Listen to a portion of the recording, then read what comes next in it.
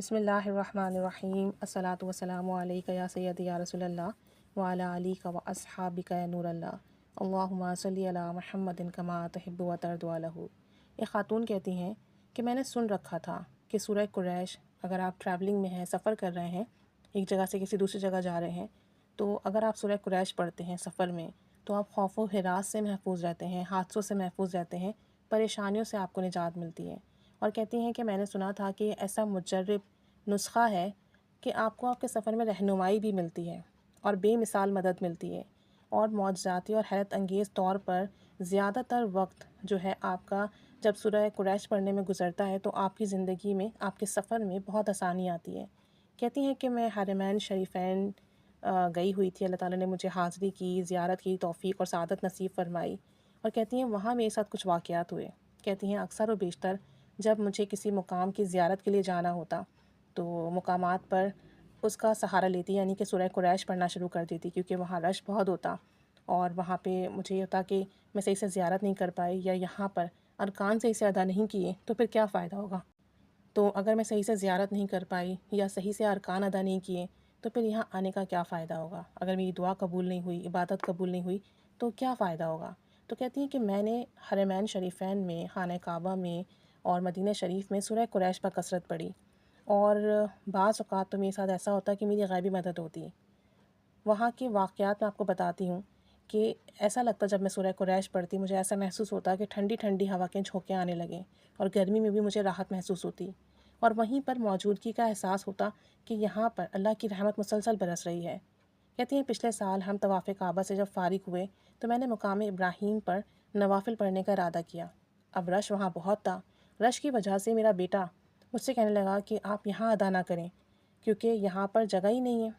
تو میں نے اپنے بیٹے سے کہا کہ ایک بار کوشش کرنے دو، مجھے تھوڑا آگے جانے دو، دیکھنے دو، ہو سکتا ہے کوئی رستہ نکل آئے۔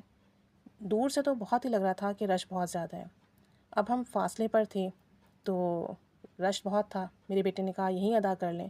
بہرحال میں نے سورہ قریش پڑھنا شروع کر دی، اور میں مسلسل سورہ قریش پڑھتی جا رہی تھی اور تھوڑا تھوڑا آگے جاتی جا رہی تھی۔ کہتی ہیں یقین جانیے مجھے ایسا لگا کہ یہاں ایسا ہے کہ کئی لوگ نفل ادا کر سکتے ہیں، یعنی اتنی اسپیس ہے یہاں پر، تو اور لوگ بھی یہاں پر بآسانی نفل پڑھ سکتے ہیں، اتنی وسعت میں نے دیکھی۔ میں نے اپنے بیٹے سے کہا کہ تم بھی ادھر ہی نفل پڑھ لو، دیکھو یہاں اتنی جگہ ہے، تم تو بلا وجہ گھبرا گئے تھے۔ اور کہتی ہیں صرف سورہ قریش پڑھنے کی وجہ سے ہوا، ورنہ وہاں واقعی جگہ نہیں تھی نوافل ادا کرنے کی۔ پھر ہم نے بڑی تسلی اور اطمینان کے ساتھ نوافل ادا کیے، دعا مانگی اور اللہ تعالیٰ کا شکر ادا کیا۔ کہتی ہیں میرا تجربہ ہے کہ اللہ تعالیٰ کی رحمت سے مایوس نہ ہو، اس کے گھر کی حاضری کی دعا کرتے رہو۔ عمر گزرتی بھی جائے، زندگی تو باقی ہے، کب اور کیسے اللہ تعالیٰ آپ کی مراد پوری کر دے یہ تو اللہ تعالیٰ ہی جانتا ہے، دلوں کے حالات وہی جانتا ہے۔ سورہ قریش کے متعلق میں نے یہ بھی سنا کہ بہت سی بیماریوں کی شفا اس کے ورد میں پوشیدہ ہے، جیسے کہ شوگر، بلڈ پریشر، فالج، بواسیر، اس سے نجات مل جاتی ہے۔ اگر کسی کو یہ بیماریاں ہیں تو وہ عشاء کی نماز کے بعد 111 مرتبہ 111 ٹائمز سورہ قریش پڑھے۔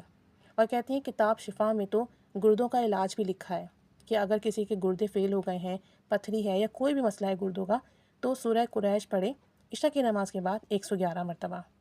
اور اس رحیم ذات کا وعدہ ہے، بھلا وہ کون ہے کہ جب بے قراری سے پکارے تو دعا قبول کرتا ہے اور مصیبت کو دور کرتا ہے۔ تو سورہ قریش آپ کے لیے راستے کھولتا ہے، راہیں کھولتا ہے، چاہے وہ صحت کے معاملات ہوں، چاہے وہ آپ کی ٹریولنگ میں تنگی پریشانی کے معاملات ہوں، یا آپ کے کوئی مسئلے ہوں، مالی پریشانی ہو، غیبی مدد چاہیے آپ کو، سورہ قریش پڑھیے۔